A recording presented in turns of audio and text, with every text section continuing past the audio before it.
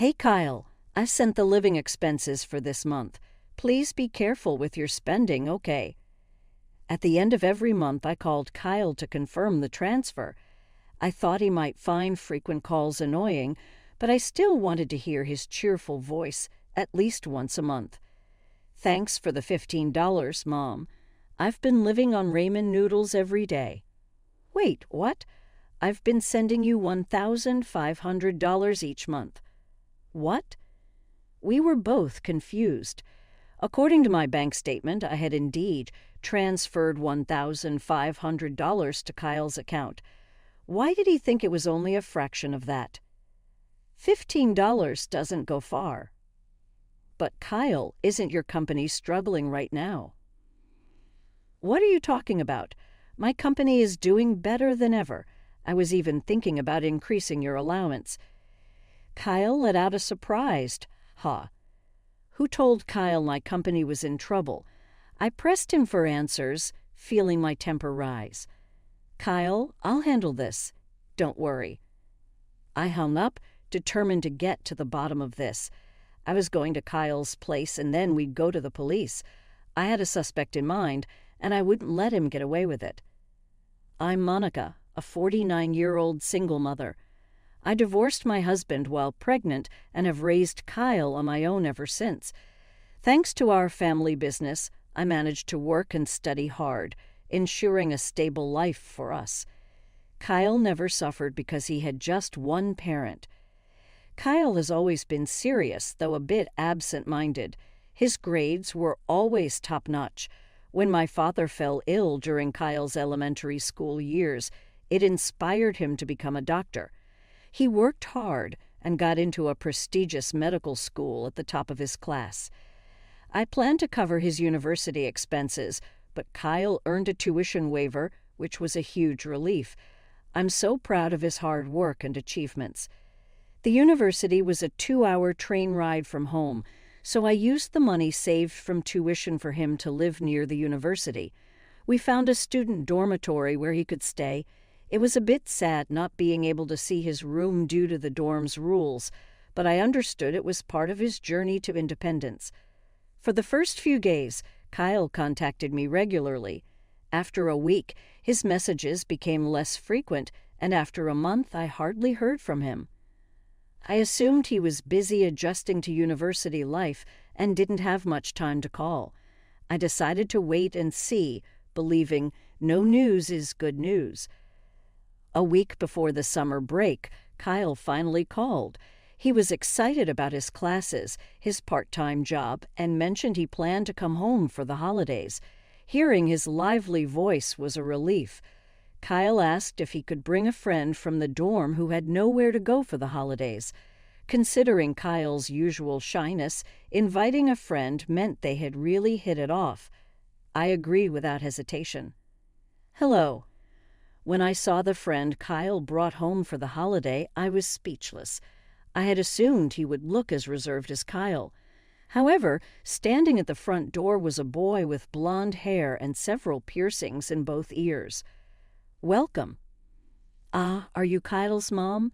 You're so pretty you must be popular. Well, maybe. Ignoring my discomfort, the friend David made himself at home and sat down on the living room sofa. I wanted to say something about his presumptuous attitude, but I held back because he was a friend of Kyle's after all. During his 3-day stay, David was bossing Kyle around with this and that. It made me anxious, but Kyle didn't seem to mind too much. Hey Kyle, let's hit up the arcade. There's no arcade around here. That's lame. If he was bored, he could just go home. Over these 3 days, I grew to dislike David quite a bit because he was always clinging to Kyle. I couldn't get any time with my son. He was disrupting our precious family time, and frankly, I wished he would just go home. In the end, David didn't just stay for 3 days. He stayed until Kyle left, and I didn't get any time with Kyle at all. After they returned to the dormitory, Kyle's calls became sporadic. Still, I received a thank you for the money and a brief update on his life once a month, so I believed he would be all right since he was almost an adult. But come fall, I got a call from Kyle mid-month, which was unusual. "Sorry, I've been a bit busy and can't work my part-time job. I can't make rent. Could you send me some money?" "Is it because of exams? But I'm not thrilled about you overspending. I'll send it this time, but be careful from now on." When I said that, Kyle replied with a dispirited, "I'm really sorry." It was unlike Kyle to run into money trouble, so I had a feeling David might be involved. "Hey, is there something you're struggling with right now?" "I'm fine. Thanks for everything. Don't overdo it, all right." Got it. Kyle's lack of energy in his voice concerned me, but I thought he must be feeling down because it was the first time he had money problems. Then, at the end of the next month, I called Kyle. "Hello, Kyle. I've put this month's living expenses into your account. Don't waste it, okay?" I always called him at the end of the month to confirm the transfer. I figured calling a young man too often might be annoying, but I still wanted to hear his cheerful voice at least once a month. "Thanks for the $15 each month. I'm eating ramen noodle every day." "What?" "I've been transferring $1,500 every month." "Huh." We both were puzzled by what the other had said. According to my bank book, I had been transferring the usual $1,500 into Kyle's account, so why did he think he was only receiving 1/10 of that? $15 isn't enough for anything. "But Mom, isn't your company having a tough time?" "What are you talking about?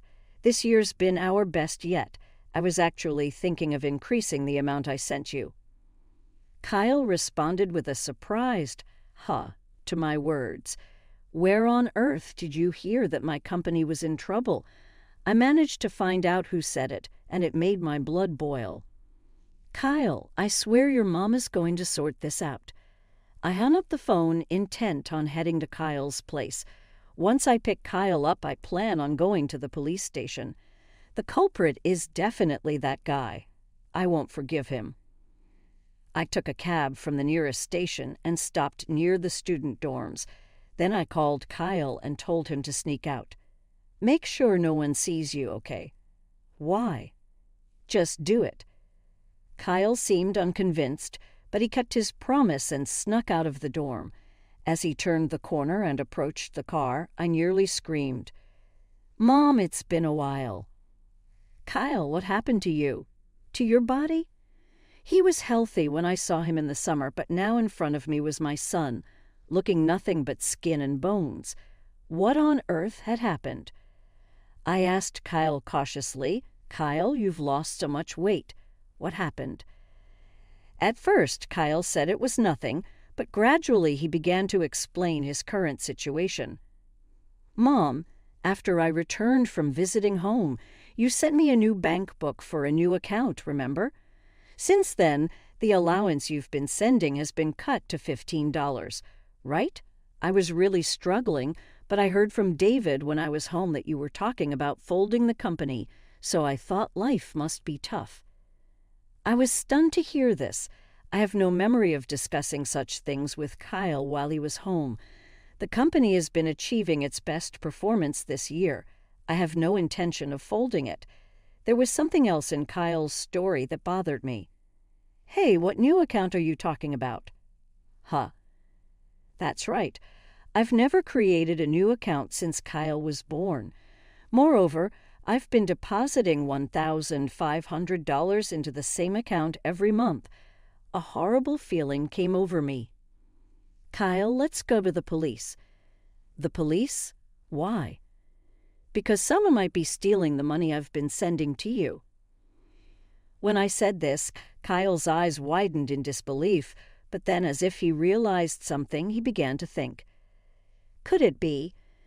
Kyle's suspicions were probably correct. Thinking of how Kyle has been hurt made my heart ache, but the person responsible for this needs to be held accountable. "Driver, please take us to the nearest police station."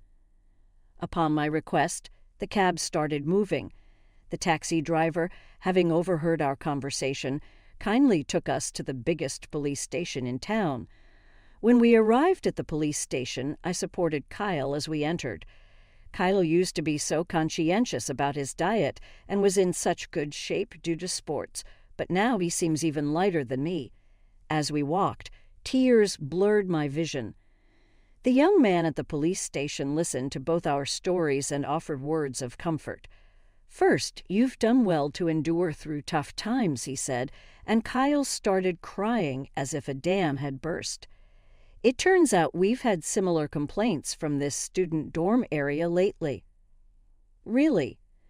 "According to the police officer, in the last month there have been about 3 families who have come with complaints similar to ours, and all of them unanimously pointed to a person named David as the culprit." "Is the person you're talking about by any chance David?" I asked, and the police officer sighed and nodded. Kyle was looking down beside me. He probably suspected it, but really hoped it wasn't true. I put my hand on Kyle's back and looked at the police officer. "Is there an ongoing investigation?" After a moment of thought, the police officer took Kyle and me to a separate room. He asked us to file a complaint. Of course, I agreed and immediately filled out the complaint form. After submitting it, an officer sat down with us and explained the current status of the investigation. David was like the contact person, getting close to the victims to obtain their account and PIN numbers to withdraw the funds, and it seems that they are currently investigating whether a certain man is the one receiving the stolen money. I stood up in shock when I saw the photo they presented. "I know this man." "Excuse me?" Even the police seemed surprised, their eyes wide as they looked over at us. I took a deep breath to calm my pounding heart. Then I began to talk about the man in the picture. "That's John Miller, right? He's my ex-husband and Kyle's father." "Wait, my dad?" "Yes, the man in the photo was John, my former husband. The reason for our divorce was a mix of financial issues and affairs. After the divorce, I lost touch with him and never received child support. I thought it better that Kyle not meet him and be influenced negatively, so I never followed up on John's whereabouts, but I never imagined he'd be involved in a police matter. I felt a chill run through me. Basically, Kyle had been scammed by both an important friend and his biological father." Kyle was so shocked that he just stood there with his mouth open.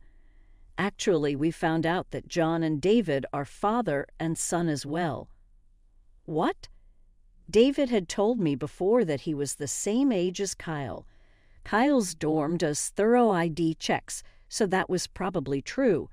But if that's the case, it means that John had another woman pregnant at the same time as me. I no longer have any feelings for John, and though it's after the fact, it was still a shock. "Are you saying David and I are brothers?" Kyle seemed unable to comprehend this astonishing revelation. I was at a loss for words in the face of this unexpected fact. "I'm sorry, but we need a bit of your cooperation." "Of course. I won't hesitate to help catch those 2. Kyle gave a small nod in agreement with my words. Following the police's instructions, we decided to take the necessary actions. I sneakily returned Kyle to the dorm, and I stayed at a nearby hotel. The next day, I waited for the right moment when David was around and called. "Hey, is Kyle doing all right?" Claiming that Kyle was busy washing dishes, I deliberately put the call on speakerphone. From this action, I gathered that David must be nearby. "I've come into a bit of unexpected money, so I'll transfer it to your account. Make sure you use it wisely." "Got it, thanks," Kyle said and hung up the phone. I stopped the voice recorder I had on hand, then I transferred $10,000 to an account under Kyle's name. The next morning, Kyle checked his online banking and sent the proof to the police. After stopping by a certain place, I went to the dorm with the police. I explained the situation to the dorm manager, who immediately took us to David's room. When I pressed the bell, annoying footsteps approached from inside. "Who is it?" Wait, what? David opened the door briskly and froze. He didn't understand why Kyle's mother and the police were standing together in a place where outsiders were not allowed. David seemed genuinely clueless. I put on a smile for the confused David. "Long time no see, David. I'm Kyle's mom." "What do you want with me, Kyle's mom? And you brought the cops." David looked at Kyle beside me and guessed what we were there for. "We have a warrant and are going to conduct a search now." "I'm really sorry, I have to go out. Can we do this another time?" Without skipping a beat in response to the police officer's words, David tried to forcefully shut the door, but the police weren't about to let that happen. Two men managed to open David's apartment door and started their search.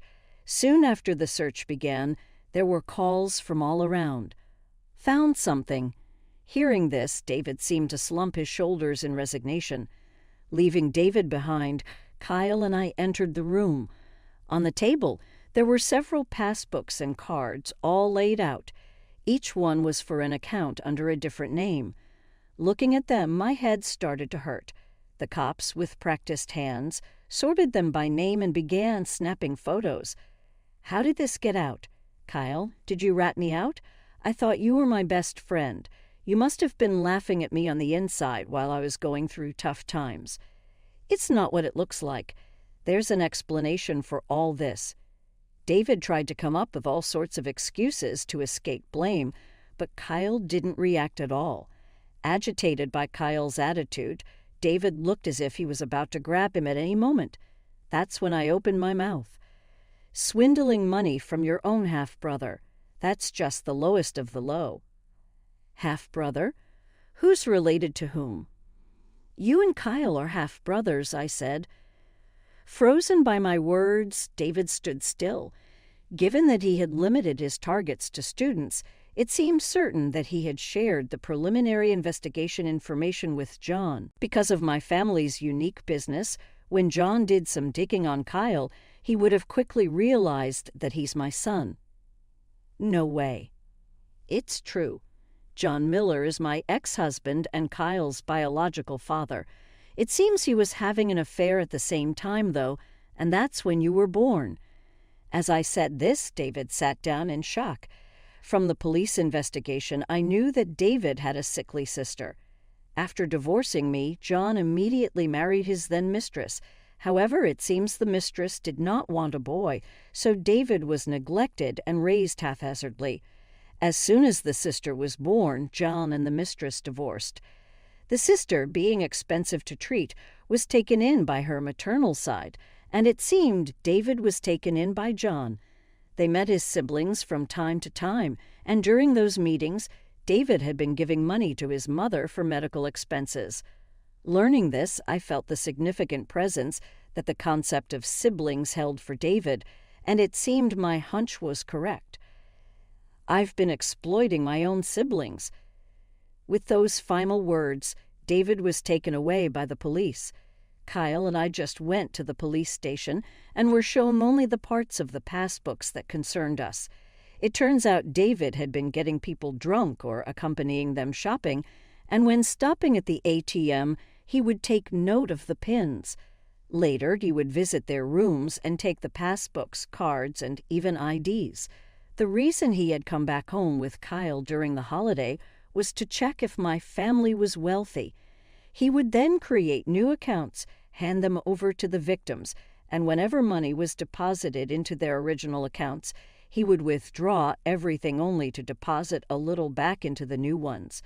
No wonder I couldn't figure out what I had spent my money on when I updated my passbook. Now it all made sense, and I sighed. It didn't take long for David to name John as an accomplice, and by the next evening, John too had been apprehended. I went to the police and shared everything about John's background with them. A little while later, I went to visit John. Kyle wanted to come, but I asked to go alone this time and had let him wait outside. John, whom I hadn't seen in 20 years, had aged, but his attitude of looking down on others was still there. "Man, I've really done it this time. Got too carried away, I guess." Without a hint of remorse, that's what John said, and I couldn't hold back my anger.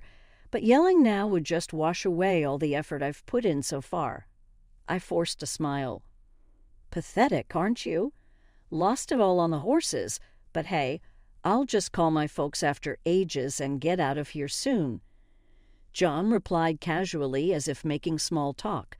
I slapped a piece of paper in front of him. His smug look changed instantly. "Hey, what the heck is this about?" "Oh, that. I told your parents everything about you." His parents, decent folks, kept in touch with me even after our divorce. "They told me to bring this when I said I was going to see you today." "What are you talking about? This is a disavowal letter." John lunged at me from behind the glass. I calmly replied, "You wouldn't understand their hardships, would you? They've been putting off seeing their own grandson, Kyle, because of your mess. You should have let me see him. Don't you dare say that after all you're running away." Raising my voice, a cop in the room told me to calm down. I took a deep breath to settle down. "Anyway, this means I can finally show your mother her grandson. Oh, and about David." "What about David? He's got nothing to do with you." "He doesn't want to see you ever again.